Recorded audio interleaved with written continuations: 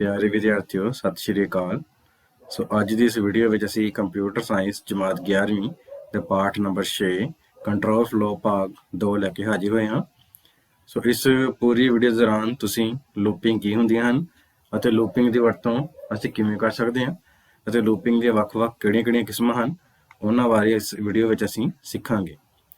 सो आओ बच्चिओ हुण असी इस वीडियो में स्टार्ट करते हैं। तो सब तो पहले साडे कोल है पाठ दे उद्देश। सो इस पाठ नंबर 6 सब तो पहला साडे कोल पाठ का उद्देश्य है कंट्रोल लूप स्ट्रक्चर की होंदा है, वाइल स्टेटमेंट की होंदी है, डू वाइल स्टेटमेंट की होंदी है, फॉर स्टेटमेंट की होंदी है। तो सब तो पहला असी पढ़ते हैं कंट्रोल लूप स्ट्रक्चर या लूपिंग स्टेटमेंट की होंदी हैं।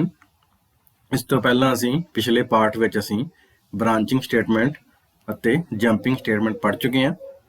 तो उन्होंने दोवें स्टेटमेंट तो बाद हुण साडे कोल है कंट्रोल लूप स्ट्रक्चर या लूपिंग स्टेटमेंट। ये तीजे किस्म के कंट्रोल स्टेटमेंट होंदे हन। जदों प्रोग्राम विच सानूं किसी प्रक्रिया नूं बार बार दोहराउणा पैंदा है तो असीं लूपिंग कंट्रोल स्टेटमेंट या लूपिंग कंट्रोल लूप स्ट्रक्चर जिहड़ी वरतों है वो करते हैं। किसी भी लूप विच हमेशा 3 गल्लां निर्धारित करनियां पैंदियां हन। जिवें पहली है लूप का शुरुआती भाग की होवेगा, टेस्ट कंडीशन की होवेगी अते लूप का स्टैप साइज। तो ये 3 जिहड़ियां गल्लां है इन्हां 3 गल्लां दा ध्यान च रखते हुए असी एक जिहड़ी लूप है उसनूं निर्धारित कर सकते हैं। तो असी किवें करांगे, सो आने वाली अगली जिहड़ी स्लाइड्स है उन्हां विच असी इस बारे सीखांगे। तो सब तो पहला साडे कोल लूपिंग दी किस्मां। तो साडे कोल लूपिंग दियां आम तौर ते 3 किस्मां होंदियां हन। सब तो पहला है वाइल लूप, उस तो बाद फॉर लूप, उस तो बाद डू वाइल लूप। साडे कोल इस तरह लूपिंग दी साडे कोल 3 किस्मां होंदियां हन। सब तो पहला असी वाइल लूप बारे जाणांगे। वाइल लूप एक प्री टेस्ट लूप है ਅਤੇ इस लूप की वरतों किसी स्टेटमेंट नूं बार-बार दोहराउण दे काम आउंदी है। इस लूप लई सी भाषा के वाइल कीवर्ड की वरतों की जाती है। वाइल लूप विच सिर्फ टेस्ट कंडीशन परिभाषित की जाती है। लूप के शुरुआती भाग नूं वाइल लूप तो पहला परिभाषित किया जाता है अते लूप के स्टैप साइज नूं वाइल लूप के अंदर डिकलेयर या परिभाषित किया जाता है। जिवें हुण असीं वाइल लूप का सिंटैक्स या ढांचा जान लैंदे हां। इस विच सब तो पहला हुंदा है वेरीएबल डैक्लारेशन सैमीकोलन, वेरीएबल इनिशियलाइजेशन, उस तो बाद वाइल के अंदर असीं लिखांगे टेस्ट कंडीशन, उस तो बाद लैफ्ट ब्रेस स्टेटमेंट ब्लॉक, जो भी स्टेटमेंट असीं इस दे अंदर लागू करना चाहते हैं वो असीं स्टेटमेंट ब्लॉक दे विच लिखांगे, दैन सैमीकोलन, उस तो बाद स्टैप साइज तो बाद राइट ब्रेस। तो इस तरह नाल असीं वाइल लूप का जिहड़ा सिंटैक्स है वो काम करता है। तो सब तो पहला सानूं वेरीएबल नूं डिकलेयर करना पैंदा है, उस तो बाद उस वेरीएबल नूं कुछ जिहड़ा मुੱਲ है वो सानूं असाइन करना पैंदा है। उस मुੱਲ दी असाइनमेंट तो बाद वो जिहड़ी कंडीशन है वाइल कंडीशन वो चैक होंदी है। जेकर वो कंडीशन सही होवेगी तो वाइल लूप के अंदर जिहड़ा कंट्रोल है प्रोग्राम का वो चला जाता है। उस अंदर चले जाने तो बाद स्टेटमेंट ब्लॉक लागू होंदा है, फिर स्टैप साइज है वो वधदा है, उस तो बाद दोबारा तो कंट्रोल वाइल कंडीशन ते आ जाता है। तो इस तरह नाल ये प्रोसैस उदों तक लागू होंदा रहिंदा है जदों तक वाइल लूप जिहड़ी कंडीशन है वो सही साबित हो रही है। जदों जिहड़ी कंडीशन है वो गलत साबित हो जाती है तो साडा जिहड़ा कंट्रोल है वो वाइल लूप तो बाहर आ जाता है। सो इस तरह नाल जिहड़ी वाइल लूप है वो काम करती है। सो आओ अगे हुण असीं एक उदाहरण राहीं वाइल लूप नूं समझ लैंदे हां। तो सब तो पहला साडे कोल है लूप वेरीएबल डिकलेयर अते शुरुआती मुੱਲ असाइन करना। सो वाइल लूप नूं वरतण तो पहला सब तो पहला असीं वाइल लूप दे अंदर जिहड़ा वेरीएबल है उसनूं असीं वाइल लूप तो पहला ही डिकलेयर कर लैंदे हां। असीं उसनूं असीं एक शुरुआती मुੱਲ असाइन करा दिंदे हां। जिवें इत्थे लिखिया होया सब तो पहला लूप काउंटर वेरीएबल नूं परिभाषित अते शुरुआती मुੱਲ असाइन किया जाता है। उस तो बाद साडे कोल होंदी है वाइल कंडीशन, फिर वाइल कंडीशन नूं चैक किया जाता है। इस विच कंडीशन एक एक्सप्रैशन हुंदा है। उस तो बाद जेकर वाइल कंडीशन जिहड़ी है वो सही साबित होंदी है तो स्टेटमेंट ब्लॉक या लूप वेरीएबल ਜਿਹੜਾ ਸਟੈਪ ਸਾਈਜ਼ ਹੈ ਉਹ ਦੋਵੇਂ ਲਾਗੂ ਹੋਣਗੇ। ਸੋ ਕੰਡੀਸ਼ਨ ਸਹੀ ਹੋਣ ਤੇ ਲੂਪ ਕੰਟਰੋਲ ਲੂਪ ਦੀ ਬੋਡੀ ਵਿੱਚ ਚਲਾ ਜਾਂਦਾ ਹੈ ਅਤੇ ਸਟੇਟਮੈਂਟ ਬਲੌਕ ਲਾਗੂ ਹੁੰਦਾ ਹੈ ਅਤੇ ਲੂਪ ਵੇਰੀਏਬਲ ਦੇ ਮੁੱਲ ਨੂੰ ਘਟਾਇਆ ਜਾਂ ਵਧਾਇਆ ਜਾਂਦਾ ਹੈ।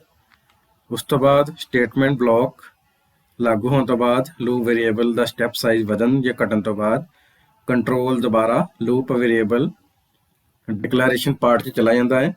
ਉੱਥੇ ਦੁਬਾਰਾ ਜਿਹੜਾ ਲੂਪ ਵੇਰੀਏਬਲ ਹੈ ਉਸ ਨੂੰ ਜਿਹੜਾ ਮੁੱਲ ਵਾ ਉਹ ਨਵਾਂ ਮੁੱਲ ਅਸਾਈਨ ਕੀਤਾ ਜਾਂਦਾ ਹੈ।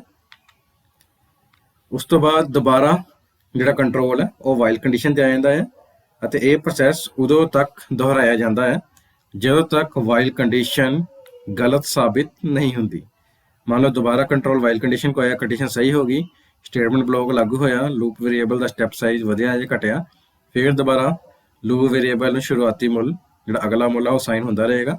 ਇਸ ਤਰ੍ਹਾਂ ਨਾਲ ਇਹ ਸਾਰਾ ਪ੍ਰੋਸੈਸ ਚੱਲਦਾ ਰਹਿੰਦਾ ਹੈ। ਸੋ ਇਹ ਵਾਈਲ ਕੰਡੀਸ਼ਨ ਜਾਂ ਵਾਈਲ ਲੂਪ ਚੋਂ ਸਾਡਾ ਕੰਟਰੋਲ ਕਦੋਂ ਬਾਹਰ ਆਉਂਦਾ ਹੈ? ਜਦੋਂ ਸਾਡੀ ਕੰਡੀਸ਼ਨ ਗਲਤ ਸਾਬਿਤ ਹੁੰਦੀ ਹੈ। ਸੋ ਜੇਕਰ ਸ਼ੁਰੂਆਤ ਵਿੱਚ ਹੀ ਕੰਡੀਸ਼ਨ ਗਲਤ ਸਾਬਿਤ ਹੋ ਜਾਵੇ ਤਾਂ ਵਾਈਲ ਲੂਪ ਦੇ ਸਟੇਟਮੈਂਟ ਬਲੌਕ ਨੂੰ ਪੜ੍ਹੇ ਬਿਨਾਂ ਹੀ ਕੰਟਰੋਲ ਲੂਪ ਤੋਂ ਬਾਹਰ ਆ ਜਾਂਦਾ ਹੈ। ਸੋ ਇਸ ਤਰ੍ਹਾਂ ਨਾਲ ਸਾਡੀ ਜਿਹੜੀ ਵਾਈਲ ਲੂਪ ਹੈ ਉਹ ਕੰਮ ਕਰਦੀ ਹੈ। ਸੋ ਹੁਣ ਅਸੀਂ ਇੱਕ ਪ੍ਰੋਗਰਾਮ ਦੇਖ ਲੈਂਦੇ ਹਾਂ। ਸਭ ਤੋਂ ਪਹਿਲਾਂ ਹੁਣ ਅਸੀਂ ਇੱਕ ਪ੍ਰੋਗਰਾਮ 'ਚ ਕੰਮ ਕਰਨ ਜਾ ਰਹੇ ਹਾਂ ਜਿਸ ਦਾ ਪ੍ਰੋਗਰਾਮ ਦਾ ਨਾਮ ਹੈ ਪ੍ਰਿੰਟ ਨੰਬਰ ਫਰੋਮ 1 to 5।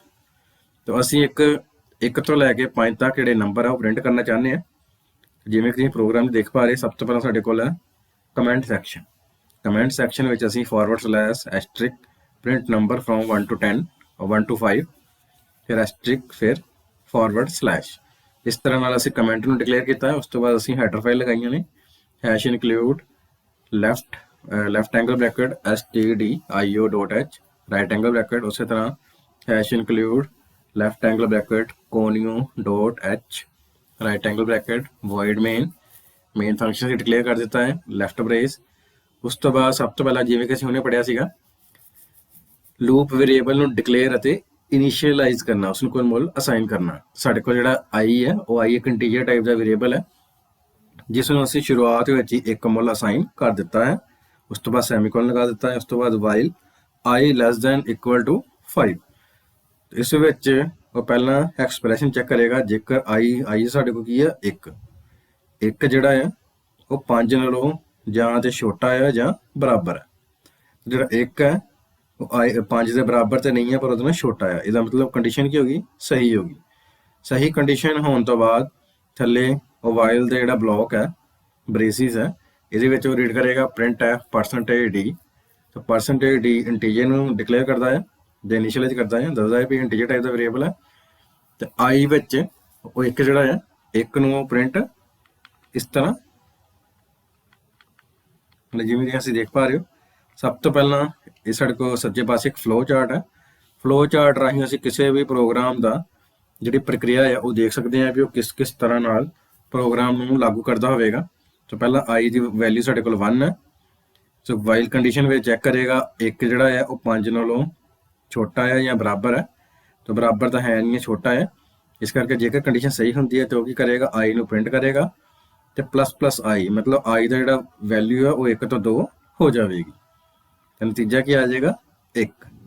ਉਸ ਤੋਂ ਬਾਅਦ ਦੁਬਾਰਾ ++i ਹੋਣ ਤੋਂ ਬਾਅਦ ਦੁਬਾਰਾ ਜਿਹੜਾ ਕੰਟਰੋਲ ਹੈ ਉਹ ਫਿਰ ਉੱਪਰ ਚਲਾ ਜਾਏਗਾ। ਹੁਣ i ਦੀ ਵੈਲਿਊ ਕਿੰਨੀ ਹੋ ਚੁੱਕੀ ਹੈ? 1 ਤੋਂ 2 ਹੋ ਚੁੱਕੀ ਹੈ। ਤਾਂ ਦੁਬਾਰਾ ਜਿਹੜਾ ਕੰਟਰੋਲ ਹੈ ਉਹ ਵਾਈਲ ਲੂਪ ਤੇ ਜਾਏਗਾ। ਸੋ i ਦੀ ਵੈਲਿਊ ਹੁਣ 2 ਹੋ ਗਈ ਹੈ, 2 <= 5। ਜਿਹੜਾ 2 ਹੈ ਉਹ ਜਾਂ ਤੇ 5 ਨਾਲ ਛੋਟਾ ਹੈ ਜਾਂ ਬਰਾਬਰ ਹੈ। ਤਾਂ ਬਰਾਬਰ ਤਾਂ ਨਹੀਂ ਹੈ, ਉਹ ਛੋਟਾ ਹੈ। ਕੰਡੀਸ਼ਨ ਦੁਬਾਰਾ ਸਹੀ ਹੋ ਗਈ। ਫਿਰ ਉਹ ਕੀ ਕਰ ਦੇਗਾ? ਫਿਰ ਉਹ i ਨੂੰ ਪ੍ਰਿੰਟ ਕਰੇਗਾ। i ਵਿੱਚ ਸਾਡੇ ਕੋਲ 2 ਆ ਗਿਆ, ਥੱਲੇ ++i 'ਚ ਸਾਡੇ ਕੋਲ 2 ਹੈ, 2 'ਚ 1 ਜਮ੍ਹਾਂ ਕੀਤਾ, ਵੈਲਿਊ ਹੋ ਗਈ 3। ਫਿਰ ਦੁਬਾਰਾ ਕੰਟਰੋਲ ਚਲਾ ਗਿਆ ਵਾਈਲ ਤੇ, ਫਿਰ ਉਹ ਚੈੱਕ ਕਰੇਗਾ i ਦੀ ਵੈਲਿਊ ਕਿੰਨੀ ਹੋ ਗਈ 3 <= 5। 3 ਜਿਹੜਾ ਹੈ ਉਹ ਬਰਾਬਰ ਤੇ ਨਹੀਂ ਹੈ ਪਰ ਲੈਸ ਹੈ। ਦੋਵਾਂ 'ਚ ਇੱਕ ਕੰਡੀਸ਼ਨ ਸਹੀ ਹੋਏਗੀ। तो इस करके कंडीशन सही हो जाएगी। सही होने तो बाद दोबारा की प्रिंट करेगा 3 प्रिंट करने तो बाद फिर ++ आई है, ये साढ़े कोल प्री इंक्रीमेंट है, प्री इंक्रीमेंट ऑपरेटर है। तो 10 + 1 + 3 कितना हो जाएगा 4। फिर दोबारा कंट्रोल वाइल लूप ते जाएगा। ਹੁਣ दोबारा चेक करेगा 4 ਜਿਹੜਾ ਆ ਉਹ 5 ਨਾਲੋਂ ਲੈਸ ਦੈਨ ਹੈ ਜਾਂ ਇਕੁਅਲ ਟੂ ਹੈ, ਤਾਂ ਹਜੇ ਵੀ ਲੈਸ ਆ ਤੇ ਕੰਡੀਸ਼ਨ ਟਰੂ ਹੋ ਗਈ। ਫਿਰ ਕੀ ਪ੍ਰਿੰਟ ਕਰ ਦੇਗਾ 4 ਪ੍ਰਿੰਟ ਕਰਨ ਤੋਂ ਬਾਅਦ ਫਿਰ ਥੱਲੇ ਪ੍ਰੀ ਇਨਕਰੀਮੈਂਟ ਆਪਰੇਟਰ ਲੱਗਾ ਹੋਇਆ ਪ੍ਰਿੰਟ ਐਫ ਤੋਂ ਬਾਅਦ ਪਲੱਸ ਆਈ, ਤਾਂ ਆਈ ਸਾਡੇ ਕੋਲ 4 ਹੈ। ਸੋ 1 + 4 ਕਿੰਨਾ ਹੋ ਜਾਏਗਾ 5। फिर कंट्रोल दोबारा वाइल लूप ते जाएगा, तो उत्थे वो चेक करेगा 5 लेस दैन और इक्वल टू 5। ਜਿਹੜਾ 5 है वो 5 नालों छोटा तो नहीं है पर बराबर है, तो ये कंडीशन की हो जाएगी ट्रू, मतलब सही होगी। फिर वो की करेगा 5 प्रिंट कर देगा। 5 प्रिंट करने तो बाद फिर प्री इनक्रीमेंट ऑपरेटर जो प्लस आई उत्थे चला जाएगा कंट्रोल, तो 1 + 5 = कितना हो गया 6। ਹੁਣ दोबारा कंट्रोल वाइल लूप ते जाएगा। वाइल लूप ते जाने तो बाद वो चेक करेगा 6 लेस दैन इक्वल टू 5। तो इस केस में जो 6 है वो ना तो 5 नालों छोटा है ना ही उसके बराबर है, तो कंडीशन की होगी फॉल्स। तो कंट्रोल सीधा ही प्रोग्राम तो बाहर आ जाएगा। तो इस तरह नाल साडी जिहड़ी वाइल लूप है वो काम करती है। तो अगे हुण असीं दूसरी लूप बारे जाणांगे, do while loop. So do while C भाषा विच वरती जाने वाली तीसरी ਅਤੇ अंतिम लूप है, ਅਤੇ इस लूप ਨੂੰ पोस्ट लूप ਕਿਹਾ ਜਾਂਦਾ ਹੈ। पोस्ट लूप इस करके ਕਿਹਾ ਜਾਂਦਾ ਹੈ क्योंकि इस ਵਿੱਚ ਸਭ ਤੋਂ ਪਹਿਲਾਂ ਜਿਹੜੀ ਬੋਡੀ ਹੈ ਜਾਂ ਸਟੇਟਮੈਂਟ ਹੈ, ਸਟੇਟਮੈਂਟ ਬਲੌਕ ਲਾਗੂ ਹੁੰਦਾ ਹੈ, ਉਸ ਤੋਂ ਬਾਅਦ ਕੰਡੀਸ਼ਨ ਚੈੱਕ ਹੁੰਦੀ ਹੈ। ਜਦ ਕਿ ਵਾਈਲ ਲੂਪ ਵਿੱਚ ਪਹਿਲਾਂ ਕੰਡੀਸ਼ਨ ਚੈੱਕ ਹੁੰਦੀ ਹੈ, ਕੰਡੀਸ਼ਨ ਜੇਕਰ ਸਹੀ ਹੁੰਦੀ ਹੈ ਉਸ ਤੋਂ ਬਾਅਦ ਹੀ ਵਾਈਲ ਲੂਪ ਜਿਹੜੀ ਬੋਡੀ ਹੈ ਉਸ ਦੇ ਵਿੱਚ ਜਿਹੜਾ ਸਟੇਟਮੈਂਟ ਬਲੌਕ ਹੈ ਉਹ ਲਾਗੂ ਹੁੰਦਾ ਹੈ। ਜਦਕਿ ਡੂ ਵਾਈਲ ਲੂਪ ਵਿੱਚ ਪਹਿਲਾਂ ਸਟੇਟਮੈਂਟ ਦੀ ਬੋਡੀ ਲਾਗੂ ਹੁੰਦੀ ਹੈ, ਉਸ ਤੋਂ ਬਾਅਦ ਕੰਡੀਸ਼ਨ ਚੈੱਕ ਹੁੰਦੀ ਹੈ। ਇਸ ਕਰਕੇ ਵਾਈਲ ਅਤੇ ਫੋਰ ਲੂਪ ਨੂੰ ਪ੍ਰੀ ਟੈਸਟ ਲੂਪ ਕਿਹਾ ਜਾਂਦਾ ਹੈ ਅਤੇ ਡੂ ਵਾਈਲ ਲੂਪ ਨੂੰ ਪੋਸਟ ਟੈਸਟ ਲੂਪ ਕਿਹਾ ਜਾਂਦਾ ਹੈ। ਇਸ ਲੂਪ ਵਿੱਚ ਵੀ ਸਾਨੂੰ ਲੂਪ ਦੇ ਤਿੰਨੋਂ ਭਾਗ, ਲੂਪ ਦਾ ਸ਼ੁਰੂਆਤੀ ਭਾਗ, ਟੈਸਟ ਕੰਡੀਸ਼ਨ ਅਤੇ ਲੂਪ ਦੇ ਸਟੈਪ ਸਾਈਜ਼ ਦੀ ਜ਼ਰੂਰਤ ਪੈਂਦੀ ਹੈ। ਇਸ ਲੂਪ ਦੀ ਵਿਸ਼ੇਸ਼ਤਾ ਇਹ ਹੈ ਕਿ ਇਸ ਵਿੱਚ ਕੰਡੀਸ਼ਨ ਸਭ ਤੋਂ ਅਖੀਰ ਵਿੱਚ ਚੈੱਕ ਹੁੰਦੀ ਹੈ, ਭਾਵ ਕਿ ਜਦੋਂ ਵੀ ਸਾਨੂੰ ਆਪਣੇ ਪ੍ਰੋਗਰਾਮ ਵਿੱਚ ਲੂਪ ਦੇ ਸਟੇਟਮੈਂਟ ਬਲੌਕ ਨੂੰ ਘੱਟ ਤੋਂ ਘੱਟ ਇੱਕ ਵਾਰ ਲਾਗੂ ਕਰਵਾਉਣਾ ਹੋਵੇ ਤਾਂ ਅਸੀਂ ਇਸ ਲੂਪ ਦੀ ਵਰਤੋਂ ਕਰਦੇ ਹਾਂ। ਅੱਗੇ ਹੁਣ ਅਸੀਂ ਲੂਪ ਡੂ ਵਾਈਲ ਲੂਪ ਦਾ ਜਿਹੜਾ ਢਾਂਚਾ ਜਾਂ ਸਿੰਟੈਕਸ ਹੈ ਉਸ ਬਾਰੇ ਜਾਣ ਲੈਂਦੇ ਹਾਂ। ਸਭ ਤੋਂ ਪਹਿਲਾਂ ਸਾਡੇ ਕੋਲ ਹੁੰਦਾ ਹੈ ਵੇਰੀਏਬਲ ਡੈਕਲੇਰੇਸ਼ਨ, ਫਿਰ ਵੇਰੀਏਬਲ ਇਨੀਸ਼ੀਅਲਾਈਜੇਸ਼ਨ ਜਿਵੇਂ ਕਿ ਅਸੀਂ ਵਾਈਲ ਲੂਪ 'ਚ ਕਰਦੇ ਸੀ। ਉਸ ਤੋਂ ਬਾਅਦ ਡੂ ਤੋਂ ਬਾਅਦ ਲੈਫਟ ਬ੍ਰੇਸ, ਸਟੇਟਮੈਂਟ ਬਲੌਕ, ਫਿਰ ਸਟੈਪ ਸਾਈਜ਼, ਉਸ ਤੋਂ ਬਾਅਦ ਰਾਈਟ ਬ੍ਰੇਸ ਤੋਂ ਬਾਅਦ ਵਾਈਲ ਤੇ ਟੈਸਟ ਕੰਡੀਸ਼ਨ ਤੋਂ ਬਾਅਦ ਤੁਸੀਂ ਸੈਮੀਕੋਲਨ ਲਗਾ ਦੇਣਾ ਹੈ। ਜਿਵੇਂ ਕਿ ਤੁਸੀਂ ਦੇਖ ਪਾ ਰਹੇ ਹੋ ਸਿੰਟੈਕਸ ਵਿੱਚ ਸਭ ਤੋਂ ਪਹਿਲਾਂ ਅਸੀਂ ਵੇਰੀਏਬਲ ਨੂੰ ਡਿਕਲੇਅਰ ਕਰਾਂਗੇ, ਪਰਿਭਾਸ਼ਿਤ ਕਰਾਂਗੇ। ਉਸ ਤੋਂ ਬਾਅਦ ਵੇਰੀਏਬਲ ਨੂੰ ਇਨੀਸ਼ੀਅਲਾਈਜੇਸ਼ਨ ਮਤਲਬ ਵੇਰੀਏਬਲ ਨੂੰ ਕੁਝ ਮੁੱਲ ਆਪਾਂ ਅਸਾਈਨ ਕਰਾਂਗੇ ਜਾਂ ਲਾਗੂ ਕਰਾਂਗੇ ਜਾਂ ਉਹਨੂੰ ਦੇਵਾਂਗੇ। ਉਸ ਤੋਂ ਬਾਅਦ ਡੂ ਦੇ ਵਿੱਚ ਜਿਹੜਾ ਸਟੇਟਮੈਂਟ ਬਲੌਕ ਹੈ, ਸਟੇਟਮੈਂਟ ਬਲੌਕ ਵਿੱਚ ਜੋ ਵੀ ਸਟੇਟਮੈਂਟ ਉਹ ਲਾਗੂ ਹੋਣਗੀਆਂ। ਫਿਰ ਜਿਹੜਾ ਵੇਰੀਏਬਲ ਹੈ ਉਸ ਦਾ ਜਿਹੜਾ ਸਟੈਪ ਸਾਈਜ਼ ਹੈ ਉਹ ਕੀ ਕਰੇਗਾ, ਉਸ ਤੋਂ ਵਿੱਚ ਜਿਹੜਾ ਮੁੱਲ ਹੈ ਉਸਨੂੰ ਵਧਾ ਜਾਂ ਘਟਾ ਸਕਦੇ ਹਾਂ। ਉਸ ਤੋਂ ਬਾਅਦ ਜਿਹੜਾ ਵਾਈਲ ਡੂ ਦੀ ਜਿਹੜੀ ਵਾਈਲ ਲੂਪ ਹੈ ਉਹ ਲਾਗੂ ਹੋਵੇਗੀ। ਤਾਂ ਕਹਿਣ ਦਾ ਭਾਵ ਪਹਿਲਾਂ ਇਸ ਵਿੱਚ ਸਟੇਟਮੈਂਟ ਦੀ ਜਿਹੜਾ ਬਲੌਕ ਹੈ ਉਹ ਲਾਗੂ ਹੁੰਦਾ ਹੈ ਤਾਂ ਬਾਅਦ ਵਿੱਚ ਕੰਡੀਸ਼ਨ ਜਿਹੜੀ ਉਹ ਚੈੱਕ ਹੁੰਦੀ ਹੈ। ਸੋ ਇਸ ਵਿੱਚ ਜੇਕਰ ਕੰਡੀਸ਼ਨ ਗਲਤ ਸਾਬਿਤ ਹੋ ਵੀ ਜਾਂਦੀ ਹੈ ਤਾਂ ਵੀ ਜਿਹੜਾ ਲੂਪ ਦੀ ਜਿਹੜੀ ਬੋਡੀ ਹੈ ਉਹ ਇੱਕ ਵਾਰ ਲਾਗੂ ਜ਼ਰੂਰ ਹੋਵੇਗੀ। ਹੁਣ ਅੱਗੇ ਅਸੀਂ ਇਸ ਨੂੰ ਪ੍ਰੋਗਰਾਮ ਰਾਹੀਂ ਸਮਝ ਲੈਂਦੇ ਹਾਂ। ਸਭ ਤੋਂ ਪਹਿਲਾਂ ਅਸੀਂ ਇੱਕ ਵੇਰੀਏਬਲ ਡਿਕਲੇਅਰ ਕਰਾਂਗੇ ਅਤੇ ਇਸ ਨੂੰ ਸ਼ੁਰੂਆਤੀ ਮੁੱਲ ਅਸਾਈਨ ਕਰਾਂਗੇ। ਉਸ ਤੋਂ ਬਾਅਦ ਇਸ ਦਾ ਸਟੇਟਮੈਂਟ ਬਲੌਕ ਜਾਂ ਲੂਪ ਵੇਰੀਏਬਲ ਸਟੈਪ ਸਾਈਜ਼ ਜਿਹੜਾ ਹੈ ਉਹ ਲਾਗੂ ਹੋਵੇਗਾ। ਉਸ ਤੋਂ ਬਾਅਦ ਵਾਈਲ ਕੰਡੀਸ਼ਨ ਚੈੱਕ ਹੋਏਗੀ ਤੇ ਜੇਕਰ ਜਿਹੜੀ ਕੰਡੀਸ਼ਨ ਸਹੀ ਹੁੰਦੀ ਹੈ ਤਾਂ ਦੁਬਾਰਾ ਤੋਂ ਜਿਹੜਾ ਲੂਪ ਵੇਰੀਏਬਲ ਹੈ ਉਸ ਨੂੰ ਜਿਹੜਾ ਅਗਲਾ ਮੁੱਲ ਹੈ ਉਹ ਅਸਾਈਨ ਹੋਏਗਾ। ਫਿਰ ਦੁਬਾਰਾ ਸਟੇਟਮੈਂਟ ਬਲੌਕ ਲਾਗੂ ਹੋਏਗਾ। ਲੂਪ ਵੇਰੀਏਬਲ ਜਿਹੜਾ ਸਟੈਪ ਸਾਈਜ਼ ਹੈ ਉਹ ਵਧੇਗਾ ਜਾਂ ਘਟੇਗਾ ਜਿਸ ਤਰ੍ਹਾਂ ਜਿੱਦਾਂ ਵੀ ਅਸੀਂ ਉਸ 'ਤੇ ਕੰਡੀਸ਼ਨ ਲਗਾਈ ਹੋਵੇਗੀ। ਉਸ ਤੋਂ ਬਾਅਦ ਵਾਈਲ ਕੰਡੀਸ਼ਨ ਦੁਬਾਰਾ ਲਾਗੂ ਹੋਵੇਗੀ। ਸੋ ਇਹ ਪ੍ਰੋਸੈਸ ਸਾਡਾ ਉਦੋਂ ਤੱਕ ਚੱਲਦਾ ਰਹੇਗਾ ਜਦੋਂ ਤੱਕ ਕੰਡੀਸ਼ਨ ਸਹੀ ਸਾਬਿਤ ਹੁੰਦੀ ਰਹੇਗੀ। ਪਰ ਜੇਕਰ ਜਿਹੜੀ ਕੰਡੀਸ਼ਨ ਹੈ ਉਹ ਗਲਤ ਸਾਬਿਤ ਹੁੰਦੀ ਹੈ ਤਾਂ ਜਿਹੜਾ ਕੰਟਰੋਲ ਹੈ ਉਹ ਪ੍ਰੋਗਰਾਮ ਤੋਂ ਬਾਹਰ ਆ ਜਾਵੇਗਾ पर ਜਿਹੜਾ ਡੂ ਵਾਈਲ ਦੀ ਬੋਡੀ ਹੈ ਉਹ ਇੱਕ ਵਾਰ ਲਾਗੂ ਜ਼ਰੂਰ ਹੋਵੇਗੀ। ਜੇਕਰ ਕੰਡੀਸ਼ਨ ਸ਼ੁਰੂਆਤ ਵਿੱਚ ਹੀ ਗਲਤ ਸਾਬਿਤ ਹੋ ਜਾਂਦੀ ਹੈ ਤਾਂ ਡੂ ਵਾਈਲ ਦੀ ਜਿਹੜੀ ਬੋਡੀ ਹੈ ਉਹ ਇੱਕ ਵਾਰ ਜ਼ਰੂਰ ਲਾਗੂ ਹੋਵੇਗੀ ਤੇ ਪ੍ਰੋਗਰਾਮ ਇਸ ਤਰ੍ਹਾਂ ਨਾਲ ਬਾਹਰ ਆ ਜਾਵੇਗਾ। ਹੁਣ ਅਸੀਂ ਜਿਹੜਾ ਪਿੱਛੇ ਇੱਕ ਪ੍ਰੋਗਰਾਮ ਉਹਨੇ ਕੀਤਾ ਸੀਗਾ ਵਾਈਲ ਲੂਪ ਵਿੱਚ ਵੀ 1 ਤੋਂ 5 ਤੱਕ ਜਿਹੜੇ ਨੰਬਰ ਪ੍ਰਿੰਟ ਕਰੋ, ਉਸ ਨੂੰ ਅਸੀਂ ਹੁਣ ਡੂ ਵਾਈਲ ਲੂਪ ਰਾਹੀਂ ਕਰ ਲੈਂਦੇ ਹਾਂ। ਤਾਂ ਸਿੱਧਾ ਹੀ ਅਸੀਂ ਵੋਇਡ ਮੇਨ ਤੋਂ ਬਾਅਦ ਆ ਜਾਂਦੇ ਹਾਂ ਇਨਟ i = 1। ਉਸ ਤੋਂ ਬਾਅਦ ਅਸੀਂ ਸਭ ਤੋਂ ਪਹਿਲਾਂ ਅਸੀਂ ਇੱਕ i ਵੇਰੀਏਬਲ ਹੈ ਜੋ ਇੱਕ ਇੰਟੀਜਰ ਟਾਈਪ ਡਾਟਾ ਟਾਈਪ ਹੈ ਉਸ ਨੂੰ ਅਸੀਂ ਇੱਕ ਮੁੱਲ ਅਸਾਈਨ ਕਰ ਦਿੱਤਾ। ਉਸ ਤੋਂ ਬਾਅਦ do printf %d n i ਸਾਡੇ ਕੋਲ ਕੀ ਹੈ 1 ਤੇ ਉਹ ਕੀ ਕਰੇਗਾ ਸਾਡੀ ਸਕਰੀਨ ਤੇ ਜਿਹੜਾ 1 ਹੈ ਉਸ ਨੂੰ ਪ੍ਰਿੰਟ ਕਰ ਦੇਗਾ। 1 ਪ੍ਰਿੰਟ ਕਰਨ ਤੋਂ ਬਾਅਦ ਅੱਗੇ ਹੈ ++i ਤਾਂ i ਦਾ ਜਿਹੜਾ ਮੁੱਲ ਹੈ ਉਹ 1 + 1 ਕਿੰਨਾ ਹੋ ਗਿਆ 2 ਤੇ ਹੁਣ ਕੰਡੀਸ਼ਨ ਚੈੱਕ ਕਰੇਗਾ while 2 <= 5 ਤਾਂ ਕੰਡੀਸ਼ਨ ਟਰੂ ਹੋ ਗਈ ਤਾਂ ਦੁਬਾਰਾ ਜਿਹੜਾ ਕੰਟਰੋਲ ਹੈ ਉਹ ਸਿੱਧਾ ਡੂ ਬਲੌਕ ਤੇ ਆ ਗਿਆ। ਇਸ ਵਿੱਚ i ਦੀ ਵੈਲਿਊ ਹੁਣ 2 ਹੋ ਚੁੱਕੀ ਹੈ। ਫਿਰ ਦੁਬਾਰਾ ਉਹ ਥੱਲੇ ਆਏਗਾ ਡੂ ਦੇ ਬੋਡੀ ਚ ਆਏਗਾ printf %d ਤਾਂ i ਦੀ ਵੈਲਿਊ 2 ਹੈ ਤਾਂ 2 ਨੂੰ ਪ੍ਰਿੰਟ ਕਰ ਦੇਗਾ। ਫਿਰ ਥੱਲੇ ਆ ਗਿਆ ਪ੍ਰੀ ਇਨਕਰੀਮੈਂਟ ਆਪਰੇਟਰ ++i ਸੋ 1 + 2 ਕਿੰਨਾ ਹੋ ਗਿਆ 3। ਫਿਰ ਦੁਬਾਰਾ ਉਹ ਵਾਈਲ ਦੇ ਵਿੱਚ ਕੰਡੀਸ਼ਨ ਚੈੱਕ ਕਰੇਗਾ <= 5 ਸੋ ਇਸ ਵਿੱਚ ਜਿਹੜਾ 3 ਹੈ ਉਹ 5 ਨਾਲੋਂ ਛੋਟਾ ਹੈ ਤੇ ਇਸ ਕਰਕੇ ਕੰਡੀਸ਼ਨ ਕੀ ਹੋ ਗਈ ਟਰੂ ਤਾਂ ਕੰਟਰੋਲ ਦੁਬਾਰਾ ਡੂ ਕੋਲ ਚਲਾ ਜਾਏਗਾ। ਡੂ ਤੇ ਜਾਣ ਤੋਂ ਬਾਅਦ ਫਿਰ ਡੂ ਦੀ ਬੋਡੀ ਚ ਆਏਗਾ। ਬੋਡੀ ਦੇ ਵਿੱਚ ਸਾਡੇ ਕੋਲ ਕਿੰਨਾ ਮੁੱਲ ਹੈ 3 ਤਾਂ ਉਹ 3 ਮੁੱਲ ਨੂੰ ਪ੍ਰਿੰਟ ਕਰ ਦੇਗਾ। ਫਿਰ ਦੁਬਾਰਾ ਇਹ ਪ੍ਰੀ ਇਨਕਰੀਮੈਂਟ ਆਪਰੇਟਰ ++i ਤਾਂ ਸਾਡੇ ਕੋਲ ਪ੍ਰੀ ਇਨਕਰੀਮੈਂਟ ਆਪਰੇਟਰ ਕਿੱਦਾਂ ਲਾਗੂ ਹੋਏਗਾ 1 + 3 = 4 ਆ ਗਿਆ। ਫਿਰ ਦੁਬਾਰਾ ਉਹ ਵਾਈਲ ਕੋਲ ਜਾਏਗਾ। ਵਾਈਲ ਦੇ ਵਿੱਚ i ਦੀ ਵੈਲਿਊ 4 ਹੋ ਚੁੱਕੀ ਹੈ 4 <= 5 ਜਿਹੜਾ 4 ਹੈ 5 ਨਾਲੋਂ ਛੋਟਾ ਹੈ ਇਸ ਕਰਕੇ ਕੰਡੀਸ਼ਨ ਦੁਬਾਰਾ ਕੀ ਹੋ ਗਈ ਸਹੀ ਹੋ ਗਈ ਤੇ ਉਹ ਦੁਬਾਰਾ ਕੰਟਰੋਲ ਡੂ ਕੋਲ ਜਾਏਗਾ। ਡੂ ਵਿੱਚ ਜਿਹੜਾ printf ਹੈ printf i the value print ਕਰ ਦੇਗਾ ਜੋ ਕਿ ਸਾਡੇ ਕੋਲ 4 ਹੈ। ਸੋ 4 ਪ੍ਰਿੰਟ ਹੋਣ ਤੋਂ ਬਾਅਦ ਦੁਬਾਰਾ ਪ੍ਰੀ ਇਨਕਰੀਮੈਂਟ ਆਪਰੇਟਰ ਦੇ ਨਾਲ ਇਸ ਜਿਹੜਾ ਮੁੱਲ ਹੈ ਵੱਧ ਜਾਏਗਾ 1 + 4 = 5 ਹੋ ਗਿਆ। 5 ਹੋਣ ਤੋਂ ਬਾਅਦ ਹੁਣ ਵਾਈਲ ਕੰਡੀਸ਼ਨ ਵਿੱਚ ਚੈੱਕ ਕਰੇਗਾ 5 <= 5 ਜਿਹੜਾ 5 ਹੈ ਉਹ 5 ਨਾਲੋਂ ਛੋਟਾ ਤਾਂ ਨਹੀਂ ਹੈ ਪਰ ਬਰਾਬਰ ਹੈ। ਕੰਡੀਸ਼ਨ ਕੀ ਹੋਗੀ ਟਰੂ ਹੋਣ ਤੋਂ ਬਾਅਦ ਦੁਬਾਰਾ ਕੰਟਰੋਲ ਡੂ ਕੋਲ ਜਾਏਗਾ। ਡੂ ਦੇ ਵਿੱਚ printf ਵਿੱਚ i ਦੀ ਵੈਲਿਊ ਜਿਹੜਾ 5 ਹੈ ਉਸ ਨੂੰ ਪ੍ਰਿੰਟ ਕਰ ਦੇਗਾ। ਫਿਰ ਪ੍ਰੀ ਇਨਕਰੀਮੈਂਟ ਆਪਰੇਟਰ ਲਾਗੂ ਹੋਏਗਾ 1 + 5 = 6 ਸੋ ਉਸ ਤੋਂ ਬਾਅਦ ਕੰਟਰੋਲ ਵਾਈਲ ਲੂਪ ਕੋਲ ਆ ਜਾਏਗਾ while 6 <= 5 ਜਿਹੜਾ 6 ਹੈ ਉਹ ਨਾ ਤੇ 5 ਨਾਲੋਂ ਛੋਟਾ ਹੈ ਨਾ ਹੀ ਉਸਦੇ ਬਰਾਬਰ ਹੈ। ਸੋ ਕੰਡੀਸ਼ਨ ਕੀ ਹੋ ਗਈ ਫਾਲਸ। ਇਸ ਤਰ੍ਹਾਂ ਨਾਲ ਉਹ 1 ਤੋਂ ਲੈ ਕੇ 5 ਤੱਕ ਜਿਹੜੇ ਮੁੱਲ ਹੈ ਉਹ ਪ੍ਰਿੰਟ ਕਰੇਗਾ। ਜਿਹੜਾ ਸਾਡਾ ਕੰਟਰੋਲ ਹੈ ਉਹ ਪ੍ਰੋਗਰਾਮ ਤੋਂ ਬਾਹਰ ਆ ਜਾਵੇ। ਸੋ ਇਸ ਤਰ੍ਹਾਂ ਨਾਲ ਡੂ ਵਾਈਲ ਦਾ ਜਿਹੜਾ ਪ੍ਰੋਗਰਾਮ ਹੈ ਉਹ ਲਾਗੂ ਹੋਵੇਗਾ।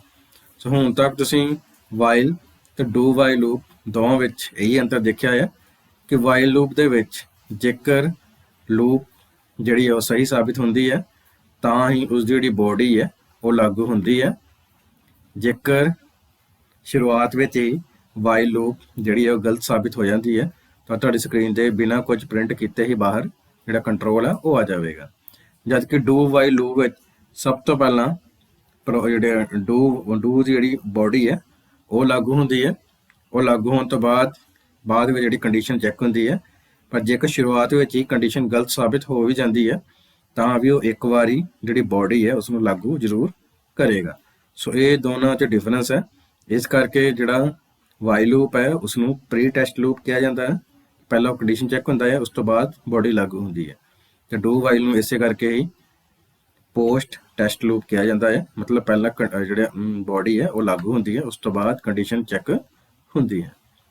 ਸੋ ਅੱਗੇ ਸਾਡੇ ਕੋਲ ਹੁਣ ਫੋਰ ਲੂਪ ਤੀਸਰੀ ਜਿਹੜੀ ਲੂਪ ਹੈ ਸਾਡੇ ਕੋਲ ਫੋਰ ਲੂਪ ਹੈ। ਫੋਰ ਲੂਪ ਸਭ ਤੋਂ ਜ਼ਿਆਦਾ ਵਰਤੀ ਜਾਣ ਵਾਲੀ ਲੂਪ ਹੈ ਅਤੇ ਇਸ ਲੂਪ ਨੂੰ ਪ੍ਰੀ ਟੈਸਟ ਲੂਪ ਕਿਹਾ ਜਾਂਦਾ ਹੈ। ਜਿਵੇਂ ਕਿ ਅਸੀਂ ਵਾਈਲ ਲੂਪ ਨੂੰ ਪ੍ਰੀ ਟੈਸਟ ਲੂਪ ਕਹਿੰਦੇ ਹਾਂ ਉਸੇ ਤਰ੍ਹਾਂ ਅਸੀਂ ਫੋਰ ਲੂਪ ਨੂੰ ਵੀ ਪ੍ਰੀ ਟੈਸਟ ਲੂਪ ਦੀ ਕੈਟੇਗਰੀ ਵਿੱਚ ਰੱਖਦੇ ਹਾਂ। ਇਸ ਲੂਪ ਲਈ C ਭਾਸ਼ਾ ਦੇ ਫੋਰ ਕੀਵਰਡ ਦੀ ਵਰਤੋਂ ਕੀਤੀ ਜਾਂਦੀ ਹੈ। ਇਸ ਲੂਪ ਵਿੱਚ ਲੂਪ ਦਾ ਸ਼ੁਰੂਆਤੀ ਭਾਗ ਟੈਸਟ ਕੰਡੀਸ਼ਨ ਅਤੇ ਲੂਪ ਦਾ ਸਟੈਪ ਸਾਈਜ਼ ਇੱਕ ਹੀ ਲਾਈਨ ਵਿੱਚ ਲਿਖਿਆ ਜਾਂਦਾ ਹੈ। ਸੋ ਜਿਵੇਂ ਕਿ ਅਸੀਂ ਵਾਈਲ ਜਾਂ ਡੂ ਵਾਈਲ ਲੂਪ ਵਿੱਚ ਵੇਖਿਆ ਹੋਏਗਾ। ਪਹਿਲਾਂ ਅਸੀਂ ਵੇਰੀਏਬਲ ਨੂੰ ਡਿਕਲੇਅਰ ਕਰਦੇ ਸੀ, ਫਿਰ ਇਨੀਸ਼ੀਅਲਾਈਜ਼ ਕਰਦੇ ਸੀ, ਫਿਰ ਕੰਡੀਸ਼ਨ ਚੈੱਕ ਹੁੰਦੀ ਸੀ, ਫਿਰ ਉਸ ਤੋਂ ਬਾਅਦ ਉਹਦਾ ਜਿਹੜਾ ਸਟੈਪ ਸਾਈਜ਼ ਹੈ ਉਹ ਵਧਾਇਆ ਜਾਂ ਘਟਾਇਆ ਜਾਂਦਾ ਹੈ। ਜਦ ਕਿ ਫੋਰ ਲੂਪ ਵਿੱਚ ਇਸ ਦਾ ਸ਼ੁਰੂਆਤੀ ਭਾਗ, ਟੈਸਟ ਕੰਡੀਸ਼ਨ ਅਤੇ ਲੂਪ ਦਾ ਸਟੈਪ ਸਾਈਜ਼ ਇੱਕ ਹੀ ਲਾਈਨ ਵਿੱਚ ਲਿਖਿਆ ਜਾਂਦਾ ਹੈ। ਫੋਰ ਲੂਪ ਦੀ ਮੁੱਖ ਵਿਸ਼ੇਸ਼ਤਾ ਇਹ ਹੈ ਕਿ ਇਸ ਵਿੱਚ ਸਾਰੀਆਂ ਸਟੇਟਮੈਂਟਾਂ ਫੋਰ ਲੂਪ ਦੇ ਬਲਾਕ ਵਿੱਚ ਲਿਖੀਆਂ ਜਾਂਦੀਆਂ ਹਨ ਅਤੇ ਇਹ ਸਟੇਟਮੈਂਟਾਂ ਉਦੋਂ ਹੀ ਲਾਗੂ ਹੁੰਦੀਆਂ ਹਨ ਜਦੋਂ ਫੋਰ ਲੂਪ ਦੀ ਕੰਡੀਸ਼ਨ ਸਹੀ ਹੋਵੇ। ਕਿਉਂਕਿ ਜਿੱਦਾਂ ਕਿ ਅਸੀਂ ਹੁਣੇ ਪੜ੍ਹਿਆ ਸੀਗਾ ਕਿ ਫੋਰ ਲੂਪ ਨੂੰ ਪ੍ਰੀ ਟੈਸਟ ਲੂਪ ਕਿਹਾ ਜਾਂਦਾ ਹੈ। ਇਸ ਦਾ ਇਹੀ ਭਾਵ ਹੈ ਜੇਕਰ ਫੋਰ ਲੂਪ ਦੇ ਬਲਾਕ ਵਿੱਚ ਜਿਹੜੀਆਂ ਸਟੇਟਮੈਂਟ ਲਿਖੀਆਂ ਗਈਆਂ ਨੇ ਜੇਕਰ ਉਹ ਸਹੀ ਸਾਬਿਤ ਹੁੰਦੀਆਂ ਨੇ ਤਾਂ ਹੀ ਫੋਰ ਲੂਪ ਦੀ ਜਿਹੜੀ ਬੋਡੀ ਹੈ ਉਹ ਲਾਗੂ ਹੋਵੇਗੀ। ਜੇਕਰ ਕੰਡੀਸ਼ਨ ਗਲਤ ਸਾਬਿਤ ਹੋ ਜਾਂਦੀ ਹੈ ਤਾਂ ਉਸ ਜਿਹੜੀ ਬੋਡੀ ਹੈ ਉਹ ਲਾਗੂ ਨਹੀਂ ਹੋਵੇਗੀ। ਹੁਣ ਅੱਗੇ ਅਸੀਂ ਫੋਰ ਲੂਪ ਦਾ ਜਿਹੜਾ ਢਾਂਚਾ ਜਾਂ ਸਿੰਟੈਕਸ ਉਸ ਬਾਰੇ ਜਾਣ ਲੈਂਦੇ ਹਾਂ। ਸਭ ਤੋਂ ਪਹਿਲਾਂ ਸਾਡੇ ਕੋਲ for left parenthesis initial part semicolon conditional part semicolon step size part. Then ਉਸ ਤੋਂ ਬਾਅਦ ਅਸੀਂ ਰਾਈਟ ਪੈਰੇਂਥੀਸਿਸ ਨੂੰ ਬੰਦ ਕਰ ਦਿੱਤਾ ਹੈ। ਫਿਰ left brace statement block, then ਉਸ ਤੋਂ ਬਾਅਦ ਰਾਈਟ ਬ੍ਰੇਸ। ਤਾਂ ਇਸ ਵਿੱਚ ਜੋ ਅਸੀਂ ਵਾਈਲ ਜਾਂ ਡੂ ਵਾਈਲ ਵਿੱਚ ਵੱਖਰੇ ਵੱਖਰੇ ਪਾਰਟ ਵਿੱਚ ਅਸੀਂ ਉਸ ਲੂਪ ਨੂੰ ਲਾਗੂ ਕਰਦੇ ਸੀ, ਫੋਰ ਲੂਪ 'ਚ ਅਸੀਂ ਇੱਕ ਹੀ ਲਾਈਨ ਵਿੱਚ ਸਾਰੇ ਪਾਰਟ ਲਿਖ ਦਿੱਤੇ ਆ। ਜਿਵੇਂ ਇਨੀਸ਼ੀਅਲਾਈਜੇਸ਼ਨ ਪਾਰਟ ਮਤਲਬ ਵੇਰੀਏਬਲ ਨੂੰ ਜੋ ਇਨੀਸ਼ੀਅਲ ਮੁੱਲ ਅਸਾਈਨ ਕਰਨਾ ਹੈ ਉਹ ਇਨੀਸ਼ੀਅਲ ਪਾਰਟ ਵਿੱਚ ਲਿਖਾਂਗੇ, ਦੈਨ ਸੈਮੀਕੋਲਨ। ਉਸ ਤੋਂ ਬਾਅਦ ਕੰਡੀਸ਼ਨਲ ਪਾਰਟ ਜੋ ਵੀ ਕੰਡੀਸ਼ਨ ਅਸੀਂ ਲਗਾਉਣਾ ਚਾਹੁੰਦੇ ਹਾਂ ਆਪਣੇ ਲੂਪ ਵਿੱਚ ਉਹ ਅਸੀਂ ਕੰਡੀਸ਼ਨ ਪਾਰਟ ਵਿੱਚ ਲਿਖਾਂਗੇ। ਉਸ ਤੋਂ ਬਾਅਦ step size part, step size ਵਿੱਚ ਜੋ ਵੀ ਤੁਸੀਂ ਇਨਕਰੀਮੈਂਟ ਡਿਕਰੀਮੈਂਟ ਆਪਰੇਟਰ ਲਗਾਉਣਾ ਹੈ ਉਸ ਨੂੰ ਅਸੀਂ ਸਟੈਪ ਸਾਈਜ਼ ਪਾਰਟ ਵਿੱਚ ਮੈਂਸ਼ਨ ਕਰ ਸਕਦੇ ਹਾਂ। ਉਸ ਤੋਂ ਬਾਅਦ left brace statement block, statement block ਵਿੱਚ ਜੋ ਵੀ ਤੁਸੀਂ ਆਪਣੀ ਲੋੜ ਦੇ ਮੁਤਾਬਕ ਇਸ ਪ੍ਰੋਗਰਾਮ ਵਿੱਚ ਜੋ ਸਟੇਟਮੈਂਟ ਲਾਗੂ ਕਰਾਉਣਾ ਚਾਹੁੰਦੇ ਹੋ ਉਸ ਨੂੰ ਤੁਸੀਂ ਸਟੇਟਮੈਂਟ ਬਲੌਕ ਵਿੱਚ ਲਿਖ ਸਕਦੇ ਹੋ। Then right brace. ਤਾਂ ਹੁਣ ਅਸੀਂ ਅੱਗੇ ਫੋਰ ਲੂਪ ਨੂੰ ਇੱਕ ਉਦਾਹਰਨ ਰਾਹੀਂ ਸਮਝ ਲੈਂਦੇ ਹਾਂ। ਸਭ ਤੋਂ ਪਹਿਲਾਂ ਸਾਡੇ ਕੋਲ ਹੈ ਲੂਪ ਵੇਰੀਏਬਲ ਨੂੰ ਡਿਕਲੇਅਰ ਕਰਨਾ। ਇਸ ਨੂੰ ਅਸੀਂ ਫੋਰ ਲੂਪ ਦੇ ਅੰਦਰ ਵੀ ਡਿਕਲੇਅਰ ਕਰ ਸਕਦੇ ਹਾਂ ਤੇ ਫੋਰ ਲੂਪ ਤੋਂ ਪਹਿਲਾਂ ਵੀ ਤੁਸੀਂ ਵੇਰੀਏਬਲ ਨੂੰ ਡਿਕਲੇਅਰ ਕਰ ਸਕਦੇ ਹੋ। ਸੋ ਫੋਰ ਲੂਪ ਵਿੱਚ ਲੂਪ ਸ਼ੁਰੂਆਤੀ ਵੇਰੀਏਬਲ ਕੰਡੀਸ਼ਨ ਅਤੇ ਕਾਊਂਟਰ ਵੇਰੀਏਬਲ ਸਟੈਪ ਸਾਈਜ਼ ਨੂੰ ਇੱਕੋ ਵਾਰੀ ਲਿਖ ਦਿੱਤਾ ਜਾਂਦਾ ਹੈ। ਉਸ ਤੋਂ ਬਾਅਦ ਸਾਡੇ ਕੋਲ ਜਦੋਂ ਅਸੀਂ ਲੂਪ ਵੇਰੀਏਬਲ ਡਿਕਲੇਅਰ ਕਰ ਦਿੰਦੇ ਹਾਂ ਉਸ ਤੋਂ ਬਾਅਦ ਫੋਰ ਵੇਰੀਏਬਲ ਦਾ ਸ਼ੁਰੂਆਤੀ ਮੁੱਲ ਅਸਾਈਨ ਕਰਨਾ, ਕੰਡੀਸ਼ਨ ਤੇ ਸਟੈਪ ਸਾਈਜ਼, ਇਹ ਤਿੰਨੋਂ ਚੀਜ਼ਾਂ ਅਸੀਂ ਇੱਕ ਲਾਈਨ ਵਿੱਚ ਲਿਖ ਦਾਂਗੇ। ਉਸ ਤੋਂ ਬਾਅਦ ਫੋਰ ਲੂਪ ਦੇ ਸ਼ੁਰੂਆਤੀ ਵੇਰੀਏਬਲ ਨੂੰ ਮੁੱਲ ਅਸਾਈਨ ਕਰਨ ਤੋਂ ਬਾਅਦ ਕੰਡੀਸ਼ਨ ਨੂੰ ਚੈੱਕ ਕੀਤਾ ਜਾਂਦਾ ਹੈ। ਇਸ ਵਿੱਚ ਕੰਡੀਸ਼ਨ ਇੱਕ ਐਕਸਪ੍ਰੈਸ਼ਨ ਹੁੰਦਾ ਹੈ। ਉਸ ਤੋਂ ਬਾਅਦ ਜੇਕਰ ਕੰਡੀਸ਼ਨ ਸਹੀ ਹੋਣ ਤੇ ਲੂਪ ਕੰਟਰੋਲ ਲੂਪ ਦੀ ਬੋਡੀ ਵਿੱਚ ਚਲਾ ਜਾਂਦਾ ਹੈ ਅਤੇ ਸਟੇਟਮੈਂਟ ਬਲੌਕ ਲਾਗੂ ਹੁੰਦਾ ਹੈ ਅਤੇ ਲੂਪ ਵੇਰੀਏਬਲ ਦੇ ਮੁੱਲ ਨੂੰ ਘਟਾਇਆ ਵਧਾਇਆ ਜਾਂਦਾ ਹੈ, ਜਿਸ ਦੇ ਲਈ ਅਸੀਂ ਇਨਕਰੀਮੈਂਟ ਜਾਂ ਡਿਕਰੀਮੈਂਟ ਆਪਰੇਟਰ ਦੀ ਵਰਤੋਂ ਕਰਦੇ ਹਾਂ। ਉਸ ਤੋਂ ਬਾਅਦ ਸਟੇਟਮੈਂਟ ਬਲੌਕ ਲਾਗੂ ਹੋਣ ਤੋਂ ਬਾਅਦ ਜਿਹੜਾ ਕੰਟਰੋਲ ਹੈ ਉਹ ਦੁਬਾਰਾ ਫੋਰ ਲੂਪ ਤੇ ਚਲਾ ਜਾਂਦਾ ਹੈ। ਤੇ ਫੋਰ ਲੂਪ ਤੇ ਜਿਹੜਾ ਕੰਟਰੋਲ ਹੈ ਉਹ ਉਦੋਂ ਹੀ ਵਾਪਸ ਜਾਵੇਗਾ ਜੇਕਰ ਕੰਡੀਸ਼ਨ ਸਹੀ ਸਾਬਿਤ ਹੁੰਦੀ ਹੈ। ਉਸ ਤੋਂ ਬਾਅਦ ਫਿਰ ਕੰਟਰੋਲ ਦੁਬਾਰਾ ਫੋਰ ਲੂਪ ਤੇ ਚਲਾ ਜਾਂਦਾ ਹੈ ਅਤੇ ਇਹ ਪ੍ਰੋਸੈਸ ਉਦੋਂ ਤੱਕ ਦੁਹਰਾਇਆ ਜਾਂਦਾ ਹੈ ਜਦੋਂ ਤੱਕ ਫੋਰ ਕੰਡੀਸ਼ਨ ਗਲਤ ਸਾਬਿਤ ਨਹੀਂ ਹੁੰਦੀ। ਜੇਕਰ ਫੋਰ ਕੰਡੀਸ਼ਨ ਗਲਤ ਸਾਬਿਤ ਹੋ ਜਾਂਦੀ ਹੈ ਤਾਂ ਜਿਹੜਾ ਕੰਟਰੋਲ ਹੈ ਉਹ ਫੋਰ ਲੂਪ ਨੂੰ ਬਿਨਾਂ ਫੋਰ ਲੂਪ ਦੇ ਸਟੇਟਮੈਂਟ ਬਲੌਕ ਨੂੰ ਪੜ੍ਹੇ ਬਿਨਾਂ ਹੀ ਕੰਟਰੋਲ ਫੋਰ ਲੂਪ ਤੋਂ ਬਾਹਰ ਆ ਜਾਂਦਾ ਹੈ, ਪ੍ਰੋਗਰਾਮ ਤੋਂ ਬਾਹਰ ਨਹੀਂ ਆਉਂਦਾ। ਸਿਰਫ ਜਿਹੜਾ ਫੋਰ ਦਾ ਜਿਹੜਾ ਕੰਟਰੋਲ ਹੋਏਗਾ ਬਲੌਕ ਹੋਏਗਾ ਉਸ ਦਾਇਰੇ ਤੋਂ ਹੀ ਬਾਹਰ ਆਵੇਗਾ। ਹੁਣ ਅੱਗੇ ਅਸੀਂ ਵਾਈਲ ਜਾਂ ਡੂ ਵਾਈਲ ਦੇ ਵਿੱਚ ਅਸੀਂ ਪ੍ਰੋਗਰਾਮ ਲਾਗੂ ਕੀਤਾ ਸੀਗਾ ਵੀ ਅਸੀਂ 1 ਤੋਂ 5 ਤੱਕ ਜਿਹੜੇ ਨੰਬਰ ਆ ਉਹ ਪ੍ਰਿੰਟ ਕਰਨੇ ਨੇ, ਉਹਨਾਂ ਨੂੰ ਅਸੀਂ ਹੁਣ ਫੋਰ ਲੂਪ ਰਾਹੀਂ ਸਮਝ ਲੈਂਦੇ ਹਾਂ। ਇਸ ਵਿੱਚ ਵੀ ਅਸੀਂ ਸੇਮ ਉੱਪਰਲਾ ਪਾਰਟ ਉਹਦਾ ਲਿਖਿਆ ਹੈ ਮੇਨ ਤੱਕ। ਮੇਨ ਤੋਂ ਬਾਅਦ ਅਸੀਂ ਇਨਟ ਆਈ ਨੂੰ ਅਸੀਂ ਇੱਕ integer type data type declare ਕਰ ਦਿੱਤੀ ਹੈ। ਉਸ ਤੋਂ ਬਾਅਦ for i = 1 semicolon i <= 5 semicolon i++। ਤਾਂ ਜਿਵੇਂ ਕਿ ਤੁਹਾਨੂੰ ਯਾਦ ਹੋਵੇਗਾ ਹੁਣੇ ਅਸੀਂ ਵਾਈਲ ਜਾਂ ਡੂ ਵਾਈਲ ਵਿੱਚ i = 1 i <= 5 ਔਰ i++ ਇਹਨਾਂ ਤਿੰਨਾਂ ਨੂੰ ਅਸੀਂ ਤਿੰਨ ਵੱਖਰੀ ਲਾਈਨਾਂ ਵਿੱਚ ਲਿਖਿਆ ਸੀਗਾ, ਜਦ ਕਿ ਅਸੀਂ ਫੋਰ ਲੂਪ ਵਿੱਚ ਇਹਨਾਂ ਤਿੰਨਾਂ ਸਟੇਟਮੈਂਟ ਨੂੰ ਇੱਕ ਹੀ ਲਾਈਨ ਵਿੱਚ ਲਿਖ ਦਿੱਤਾ ਹੈ। ਤੇ ਇਸ ਵਿੱਚ i = 1 ਇਹਦਾ ਮਤਲਬ ਇਹ ਹੈ ਕਿ ਅਸੀਂ ਇਸਦਾ ਇਨੀਸ਼ੀਅਲ ਪਾਰਟ ਡਿਕਲੇਅਰ ਕਰ ਦਿੱਤਾ ਹੈ, i ਨੂੰ ਅਸੀਂ ਇੱਕ ਮੁੱਲ ਅਸਾਈਨ ਕਰ ਦਿੱਤਾ ਹੈ। ਉਸ ਤੋਂ ਬਾਅਦ ਇਸਦੀ ਕੰਡੀਸ਼ਨ ਚੈੱਕ ਹੋਏਗੀ i <= 5। तो 1 ਜਿਹੜਾ ਹੈ 5 ਨਾਲੋਂ ਲੈਸ ਦੈਨ ਜਾਂ ਇਕੁਅਲ ਟੂ ਤਾਂ ਹੈ ਨਹੀਂ, ਲੈਸ ਦੈਨ ਹੈ, ਇਸ ਕਰਕੇ ਕੰਡੀਸ਼ਨ ਕੀ ਹੋ ਜਾਏਗੀ, ਟਰੂ। ਅੱਗੇ ਸਾਡੇ ਕੋਲ ਆਈ ਪਲੱਸ ਪਲੱਸ, ਇਹ ਸਾਡੇ ਕੋਲ ਪੋਸਟ ਡਿਕਰੀਮੈਂਟ ਆਪਰੇਟਰ ਹੈ, ਮਤਲਬ ਜਦੋਂ ਦੁਬਾਰਾ ਅਸੀਂ ਫੋਰ ਲੂਪ ਤੇ ਆਵਾਂਗੇ ਉਦੋਂ ਇਸ ਦਾ ਜਿਹੜਾ ਮੁੱਲ ਹੈ ਉਹ 2 ਹੋ ਚੁੱਕਿਆ ਹੋਵੇਗਾ। ਸੋ ਉਸ ਤੋਂ ਬਾਅਦ ਇਸ ਦੀ ਬੋਡੀ ਦੇ ਅੰਦਰ ਜਾਏਗਾ ਇਹ ਕੰਟਰੋਲ, ਕਿਉਂਕਿ ਕੰਡੀਸ਼ਨ ਸਹੀ ਹੋ ਗਈ ਹੈ। ਤਾਂ ਪ੍ਰਿੰਟ ਐਫ ਆਈ, ਤਾਂ ਇਹ ਕੀ ਕਰੇਗਾ, ਇਹ ਸਾਡੀ ਸਕਰੀਨ ਤੇ 1 ਜਿਹੜਾ ਆ ਉਹ ਪ੍ਰਿੰਟ ਕਰ ਦੇਗਾ। ਇੱਕ ਪ੍ਰਿੰਟ ਕਰਨ ਤੋਂ ਬਾਅਦ ਦੁਬਾਰਾ ਕੰਟਰੋਲ ਫੋਰ ਲੂਪ ਕੋਲ ਜਾਏਗਾ। ਹੁਣ ਜਿਹੜੀ ਆਈ ਦੀ ਵੈਲਿਊ ਹੈ ਉਹ 2 ਹੋ ਚੁੱਕੀ ਹੋਵੇਗੀ। ਸੋ ਆਈ ਦੀ ਵੈਲਿਊ 2 ਹੋ ਚੁੱਕੀ ਹੈ, 2 ਲੈਸ ਦੈਨ ਇਕੁਅਲ ਟੂ 5, ਤਾਂ ਕੰਡੀਸ਼ਨ ਟਰੂ ਹੋ ਗਈ। ਫਿਰ ਉਹ ਕੀ ਕਰੇਗਾ, 2 ਪ੍ਰਿੰਟ ਕਰ ਦੇਗਾ। 2 ਪ੍ਰਿੰਟ ਕਰਨ ਤੋਂ ਬਾਅਦ ਜਿਹੜਾ ਪੋਸਟ ਡਿਕਰੀਮੈਂਟ ਆਪਰੇਟਰ ਉਹ ਲਾਗੂ ਹੋਏਗਾ। ਹੁਣ ਜਿਹੜਾ ਉਸਦਾ ਮੁੱਲ ਵਾ ਉਹ 2 ਤੋਂ 3 ਹੋ ਚੁੱਕਿਆ ਹੋਵੇਗਾ। ਦੁਬਾਰਾ ਕੰਟਰੋਲ ਫੋਰ ਲੂਪ ਤੇ ਜਾਏਗਾ। ਆਈ ਦੀ ਵੈਲਿਊ 3 ਹੋ ਚੁੱਕੀ ਹੈ, 3 less than equal to 5, condition ਦੁਬਾਰਾ ਟਰੂ ਹੋ ਗਈ, ਜਿਸ ਕਰਕੇ ਉਹ 3 ਪ੍ਰਿੰਟ ਕਰ ਦੇਗਾ। 3 ਪ੍ਰਿੰਟ ਕਰਨ ਤੋਂ ਬਾਅਦ ਦੁਬਾਰਾ ਪੋਸਟ ਡਿਕਰੀਮੈਂਟ ਆਪਰੇਟਰ ਫਿਰ ਲਾਗੂ ਹੋਏਗਾ। ਹੁਣ 3 ਤੋਂ ਵੈਲਿਊ ਕਿੰਨੀ ਹੋ ਗਈ ਆਈ ਦੀ, 4। So 4 less than equal to 5, condition ਦੁਬਾਰਾ ਟਰੂ ਹੋ ਗਈ। तो फिर वो प्रोग्राम के अंदर जाएगा, लूप के अंदर, तो 4 प्रिंट कर देगा। 4 प्रिंट करने तो बाद पोस्ट डिक्रीमेंट ऑपरेटर लागू होएगा। आई की वैल्यू 5 हो चुकी होगी। सो फिर दोबारा कंडीशन चेक करेगा, 5 less than equal to 5, condition दोबारा ट्रू होगी। तो प्रिंट एफ राही जो 5 है वो वैल्यू प्रिंट कर देगा। प्रिंट करने तो बाद पोस्ट डिक्रीमेंट ऑपरेटर लागू होएगा। फिर आई की वैल्यू 6 हो चुकी होगी। तो 6 less than equal to 5, condition की होगी फॉल्स, मतलब जी कंडीशन है वो गलत साबित हो गई। तो कंट्रोल बिना कुछ प्रिंट किए फोर लूप तो बाहर आ जाएगा। तो इस तरह नाल जी फोर लूप है वो काम करती है। अगे साडे कोल है नैस्टेड लूप। नैस्टेड फोर लूप की वरतों एक लूप के अंदर दूजी फोर लूप नूं परिभाषित करने लई कीती जांदी है। नैस्टेड फोर लूप की एक विशेषता यह है कि इस लूप विच बाहरली लूप अंदरली लूप नूं कंट्रोल करती है। तो कहता मतलब जदों असी एक फोर लूप के अंदर कोई दूजी फोर लूप नूं परिभाषित करते हैं तो उसनूं असी नैस्टेड लूप आखते हैं। तो नैस्टेड लूप की जिहड़ी मुख्य विशेषता यह है कि इस विच जिहड़ी बाहरली लूप हुंदी है वो जिहड़ी अंदर जिहड़ी लूप लिखी है उसनूं कंट्रोल करती है। अगे इस विच बाहरली लूप नूं रो ਅਤੇ ਅੰਦਰਲੀ ਲੂਪ ਨੂੰ ਕਾਲਮ ਨੂੰ ਪਰਿਭਾਸ਼ਿਤ ਕਰਨ ਲਈ ਵਰਤਿਆ ਜਾਂਦਾ ਹੈ। ਸੋ ਜਿਵੇਂ ਕਿ ਅਸੀਂ ਰੋ ਜਾਂ ਕਾਲਮ ਦੀ ਫਾਰਮ ਵਿੱਚ ਕੋਈ ਨੰਬਰ ਲਿਖੇ ਹੋਏ ਆ ਉਹਨਾਂ ਨੂੰ ਅਸੀਂ ਪ੍ਰਿੰਟ ਕਰਵਾਉਣਾ ਚਾਹੁੰਦੇ ਹਾਂ, ਉਸ ਦੇ ਲਈ ਅਸੀਂ ਨੈਸਟਡ ਲੂਪ ਦੀ ਜਿਹੜੀ ਵਰਤੋਂ ਹੈ ਉਹ ਕਰਦੇ ਹਾਂ ਤਾਂ ਕਿ ਅਸੀਂ ਰੋ ਤੇ ਕਾਲਮ ਦੋਨਾਂ ਨੂੰ ਅਸੀਂ ਇਸ ਲੂਪ ਦੇ ਰਾਹੀਂ ਜਿਹੜਾ ਉਸਦਾ ਡਿਜ਼ਾਈਨ ਆ ਉਹ ਬਣਾ ਸਕੀਏ। ਹੁਣ ਅੱਗੇ ਨੈਸਟਡ ਲੂਪ ਦਾ ਅਸੀਂ ਸਿੰਟੈਕਸ ਦੇਖ ਲੈਂਦੇ ਹਾਂ। ਪਹਿਲਾਂ ਇਹ ਸਾਡੇ ਕੋਲ ਪਹਿਲੀ ਲੂਪ ਹੈ for left parenthesis initial part semicolon test condition semicolon step size then right parenthesis। उस तो बाद लेफ्ट ब्रेस तो बाद तो ये लूप है इसमें असी बाहरली लूप कहांगे। इस अंदर असी एक और लूप में डिक्लेयर कर दें for left parenthesis initial part semicolon test condition semicolon step size then right parenthesis। इस लूप में असी कहांगे अंदरली लूप। उस तो बाद ਜਿਹੜੀ ਇਨਰ ਲੂਪ ਆ ਸਾਡੇ ਕੋਲ ਅੰਦਰੂਨੀ ਲੂਪ ਜਾਂ ਅੰਦਰਲੀ ਲੂਪ ਇਸ ਦਾ ਵੀ ਇੱਕ ਸਟੇਟਮੈਂਟ ਬਲੌਕ ਹੋਏਗਾ। ਉਸੇ ਤਰ੍ਹਾਂ ਹੀ ਜਿਹੜੀ ਬਾਹਰੀ ਲੂਪ ਹੈ ਬਾਹਰਲੀ ਲੂਪ ਦਾ ਵੀ ਇੱਕ ਸਟੇਟਮੈਂਟ ਬਲੌਕ ਹੋਏਗਾ। ਇਸ ਤਰ੍ਹਾਂ ਨਾਲ ਅਸੀਂ ਇਹਨਾਂ ਦਾ ਜਿਹੜਾ ਦਾਇਰਾ ਹੈ ਉਹ ਸੈੱਟ ਕਰ ਦਾਂਗੇ ਬ੍ਰੇਸਿਸ ਦੇ ਨਾਲ।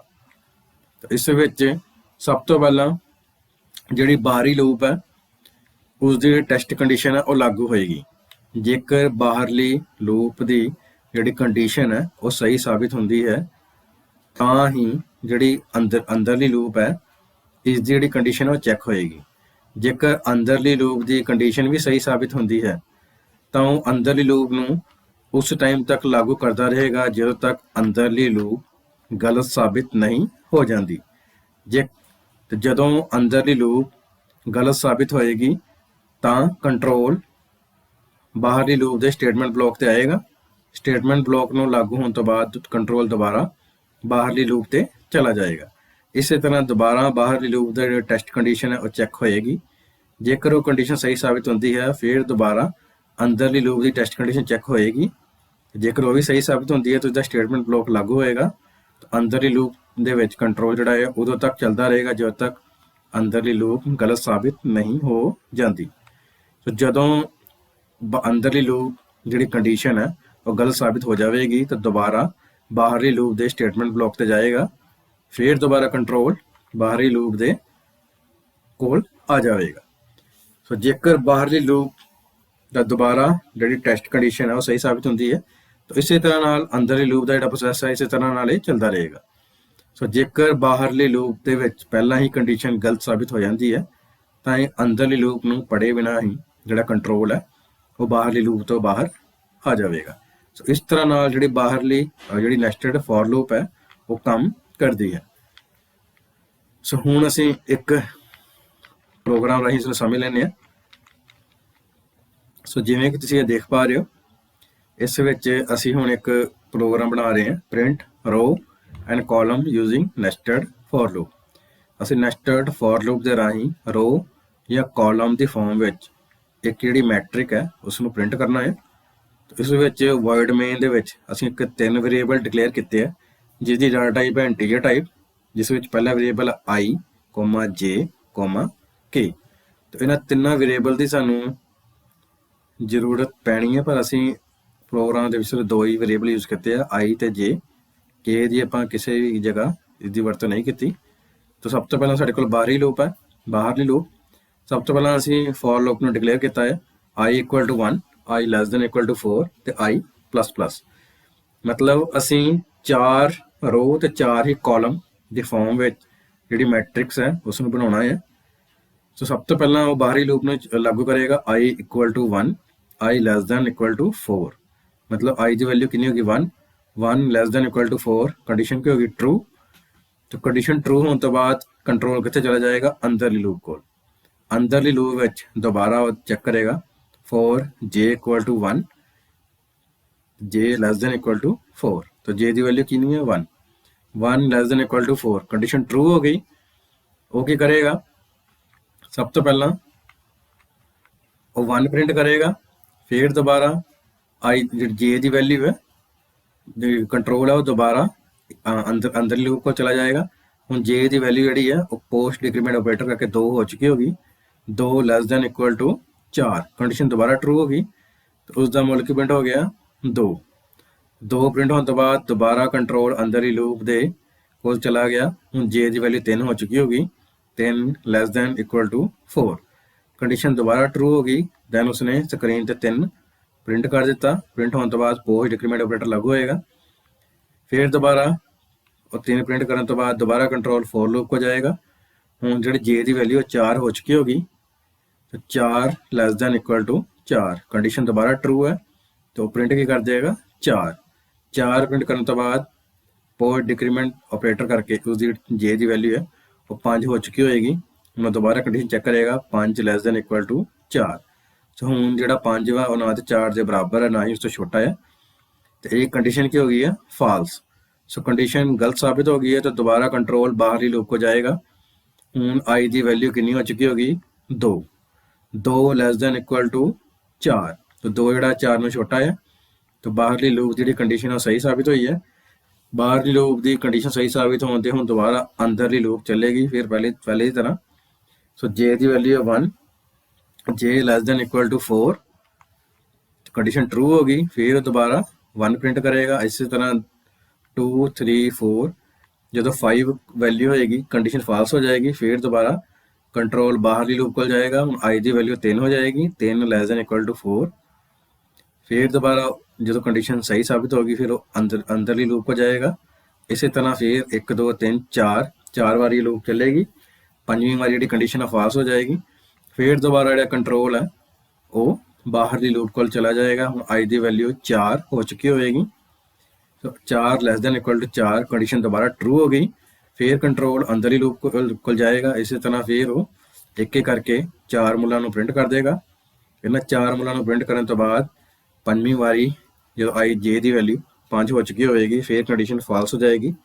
फिर कंट्रोल बाहरी लूप को चला जाएगा। तो बाहरी लूप को हम i की वैल्यू 5 हो चुकी होएगी, 5 <= 4। तो कंडीशन की होगी फॉल्स। तो इस तरह नाल जिहड़ा तुहाडा कंट्रोल है उस अंदर जी बाहरी लूप तो सीधा बाहर आ जाएगा। सो इस तरह नाल ਜਿਹੜੀ ਨੈਸਟਡ ਫੋਰ ਲੂਪ ਹੈ ਉਹ ਕੰਮ ਕਰਦੀ ਹੈ। तो ਤੁਸੀਂ ਆਪਣੀ ਜ਼ਰੂਰਤ ਅਨੁਸਾਰ ਵਾਈਲ, ਡੂ ਵਾਈਲ, ਫੋਰ ਜਾਂ ਨੈਸਟਡ ਫੋਰ ਲੂਪ ਦੀ ਤਰ੍ਹਾਂ ਹੀ ਜਿਹੜੀ ਨੈਸਟਡ ਵਾਈਲ ਲੂਪ ਦੀ ਵੀ ਇਸੇ ਤਰ੍ਹਾਂ ਹੀ ਵਰਤੋਂ ਕਰ ਸਕਦੇ ਹੋ। ਤੇ ਇਹ ਤੁਹਾਡੀ ਜ਼ਰੂਰਤ ਦੇ ਡਿਪੈਂਡ ਕਰਦਾ ਹੈ ਜਾਂ ਲਾਗੂ ਕਰਦਾ ਹੈ ਤੁਸੀਂ ਆਪਣੇ ਪ੍ਰੋਗਰਾਮ ਵਿੱਚ ਕਿਸ ਲੂਪ ਨੂੰ ਵਰਤਣਾ ਚਾਹੁੰਦੇ ਹੋ, ਕਿਸ ਤਰ੍ਹਾਂ ਨਾਲ ਤੁਹਾਡੀ ਜਿਹੜੀ ਪ੍ਰੋਗਰਾਮ ਦੀ ਜ਼ਰੂਰਤ ਹੈ ਉਸ ਹਿਸਾਬ ਨਾਲ ਤੁਸੀਂ ਆਪਣੀ ਲੂਪ ਦੀ ਚੋਣ ਕਰ ਸਕਦੇ ਹੋ।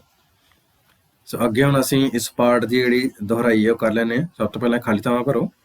ਡੂ ਵਾਈਲ ਸਟੇਟਮੈਂਟ ਦਾ ਆਮ ਰੂਪ ਹੈ ਡੈਸ਼, ਤਾਂ ਸਾਡੇ ਕੋਲ ਇਸਦਾ ਉੱਤਰ ਹੈ ਡੂ। ਉਸ ਤੋਂ ਬਾਅਦ do left brace statement semicolon, ਉਸ ਤੋਂ ਬਾਅਦ right brace, then while, while ਦੇ ਅੰਦਰ left parenthesis expression, then right parenthesis, then semicolon. So ਇਹ ਡੂ ਵਾਈਲ ਸਟੇਟਮੈਂਟ ਦਾ ਜਿਹੜਾ ਆਮ ਰੂਪ ਹੈ। ਅਸੀਂ ਇਸ ਤਰ੍ਹਾਂ ਨਾਲ ਡੂ ਵਾਈਲ ਲੂਪ ਨੂੰ ਪਰਿਭਾਸ਼ਿਤ ਕਰਦੇ ਹਾਂ। ਦੂਸਰਾ ਸਾਡੇ ਕੋਲ ਖਾਲੀ ਥਾਂ ਹੈ। ਡੂ ਵਾਈਲ ਲੂਪ ਨੂੰ ਡੈਸ਼ ਵੀ ਕਿਹਾ ਜਾਂਦਾ ਹੈ। ਤਾਂ ਅਸੀਂ ਹੁਣੇ ਪੜ੍ਹਿਆ ਸੀਗਾ ਡੂ ਵਾਈਲ ਲੂਪ ਨੂੰ ਅਸੀਂ ਪੋਸਟ ਟੈਸਟ ਲੂਪ ਵੀ ਕਹਿੰਦੇ ਹਾਂ। ਤੀਸਰਾ ਸਾਡੇ ਕੋਲ ਖਾਲੀ ਥਾਂ ਹੈ। ਵਾਈਲ ਲੂਪ ਨੂੰ ਡੈਸ਼ ਕਿਹਾ ਜਾਂਦਾ ਹੈ। ਸੋ ਵਾਈਲ ਲੂਪ ਨੂੰ ਪ੍ਰੀ ਟੈਸਟ ਲੂਪ ਕਿਹਾ ਜਾਂਦਾ ਹੈ।